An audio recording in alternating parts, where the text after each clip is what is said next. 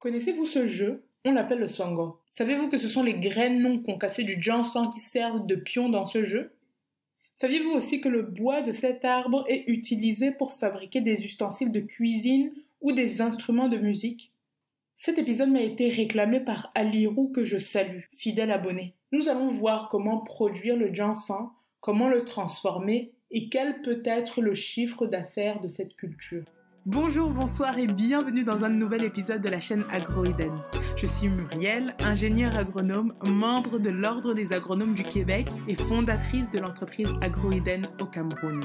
Rejoignez-moi pour des conseils afin d'optimiser vos projets agricoles. Abonnez-vous dès maintenant et activez la cloche des notifications pour ne rien manquer. Le ginseng, de son nom en douala, est une graine issue d'un arbre qu'on appelle Ricynodendron eudeloti. L'arbre mesure 20 à 50 mètres de hauteur à l'âge adulte et le diamètre du tronc est d'environ 3 mètres. On retrouve généralement cet arbre dans les forêts pluviales ainsi que dans les forêts secondaires du Sénégal au Cameroun jusqu'à la République démocratique du Congo, l'Angola et la Tanzanie. On le trouve dispersé dans les clairières, aux lisières des forêts ainsi que dans les broussailles secondaires et les forêts. Au Cameroun, le ginseng est cultivé essentiellement en zone forestière, soit dans le centre, le sud et l'est du pays. L'arbre donne des fruits 3 à 4 ans après avoir été planté et les fruits sont ce qu'on appelle des amandes que l'on consomme. Débutons par la préparation du matériel végétal. Le ginseng est reproduit par le biais du greffage ou par le semis direct des graines. Cette dernière méthode n'est pas la plus appropriée parce que les graines sont longues à germer. Donc comment cela se passe? J'en avais parlé juste ici du greffage, mais concernant le ginseng, il faut prélever le greffon sur une branche d'au moins 1 an de la variété à multiplier, comme ça on est sûr que le greffon est capable de produire des bourgeons. Par contre, attention minute conseil, le ginseng est une plante où on trouve soit des arbres femelles, soit des arbres mâles, et dans le cas du greffon, il doit être issu d'un plant femelle. Et pourquoi, à votre avis? Pourquoi on veut que le greffon soit issu d'un individu, plant ou pied femelle? Mettez la réponse en commentaire.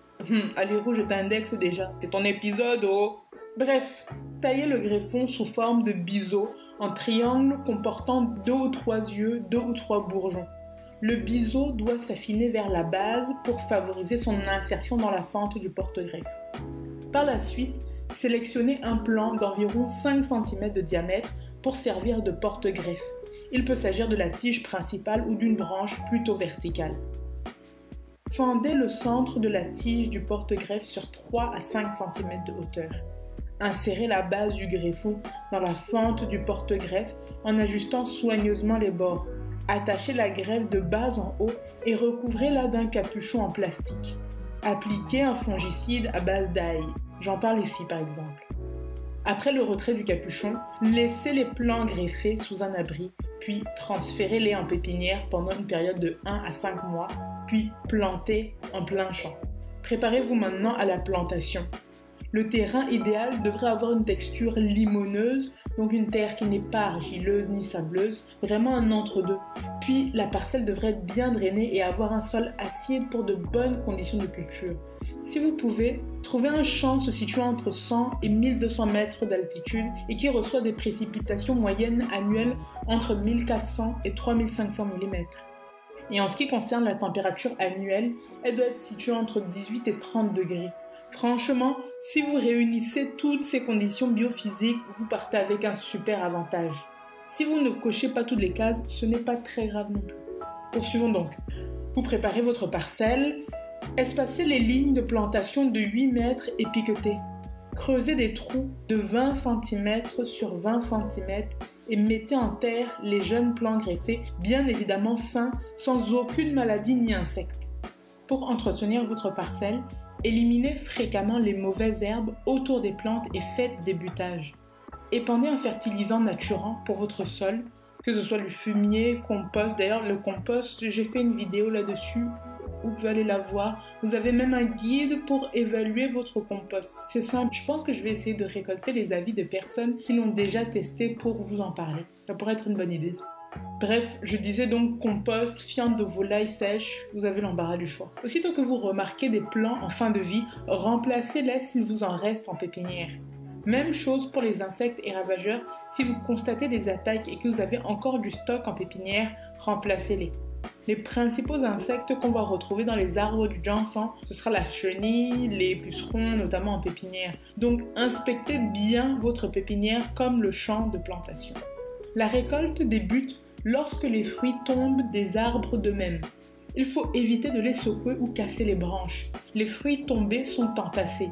Recouvrez-les de feuilles de bananier pour accélérer la décomposition de la pulpe des fruits. Et une fois cette décomposition achevée, vous pouvez nettoyer les graines.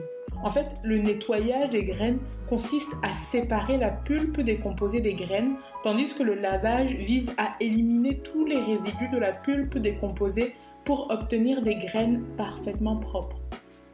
Après cette opération de nettoyage, les graines sont placées dans un sac qui est ensuite attaché et immergé dans une rivière. Et au bout de 7 à 14 jours, on peut considérer que les graines sont parfaitement propres.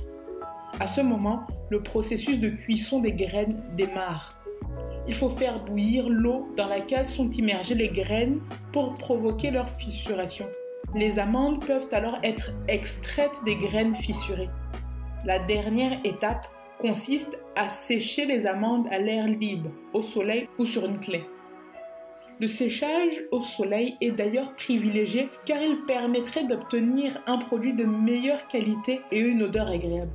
Il existe sinon une méthode mécanique plus rapide pour obtenir les amandes. Il faut casser les graines à l'aide d'un clou aplati ou de 2 pierres, sinon d'une machine concasseuse. Pour la conservation des amandes, une fois séchées, elles se conservent 2 ans. Maintenant, comment faire pour obtenir de l'huile de ginseng à partir des amandes? Première chose, pilez ou écrasez les amandes sèches jusqu'à l'obtention d'une poudre grumeleuse.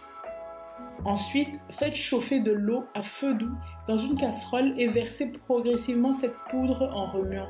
Troisième étape, rajoutez de petites quantités d'eau chaude continuellement sans cesser de remuer.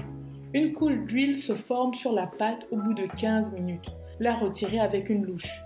Lorsque l'huile cesse de se former, pressez la pâte à la machine ou attendez son refroidissement pour extraire l'huile manuellement. Au Cameroun, l'huile est essentiellement produite à l'est, dans le centre et le sud, mais elle est vendue dans tous les marchés du pays ainsi qu'à l'extérieur du Cameroun, Nigeria, France, Gabon, etc. Pour le volet commercialisation, ce qui est intéressant, c'est que la marchandise peut rester sur les étals un certain temps et qu'elle est généralement achetée par les femmes qui cuisinent le ginseng. D'ailleurs, les prix varient en fonction des villes, des quartiers, des saisons de l'année et de la demande. Autre raison pour laquelle le chiffre d'affaires est difficile à calculer, ce sont les mesures. Le ginseng peut se vendre en tas, dans des verres, des boîtes ou des cuvettes, ou même en nombre d'amandes. Donc les quantités vont varier selon les vendeurs. Comme c'est une culture qui a été très peu documentée, il y a très peu d'informations là-dessus, qui plus est à jour. On peut au moins avoir une idée grossière du chiffre d'affaires qui est de plus de 700 000 francs approximativement, compte tenu du prix de vente actuel sur les marchés et les rendements dans 1 hectare non aménagé, c'est-à-dire avec quelques arbres de ginseng associés à une cacaoyère ou une caféière, comme on peut le voir le plus souvent. Maintenant, si vous cultivez en pur, comme on l'a décrit dans cet itinéraire technique, c'est-à-dire rien que le ginseng, le chiffre d'affaires est de l'ordre de la dizaine de millions de francs CFA. Mais je vous déconseille en pur, pourquoi? Parce que si jamais vous avez une maladie ou vous avez des insectes dans votre ginseng et qu'elles se propagent sur l'ensemble de votre exploitation, vous n'avez plus aucune autre source de revenus. Donc, associez avec une ou plusieurs autres cultures, un ou plusieurs autres arbres fruitiers. Comme ça, en cas de problème, vous pouvez vous rabattre sur les autres arbres. C'était mon conseil. C'est la fin de cet épisode. Retrouvez-moi sur X, TikTok, Instagram, Facebook et même Spotify. N'hésitez pas à laisser des commentaires ici sur YouTube comme Alirou l'a fait ou ailleurs si vous voulez que je développe un sujet en particulier. Merci pour votre écoute. Prenez soin de vous.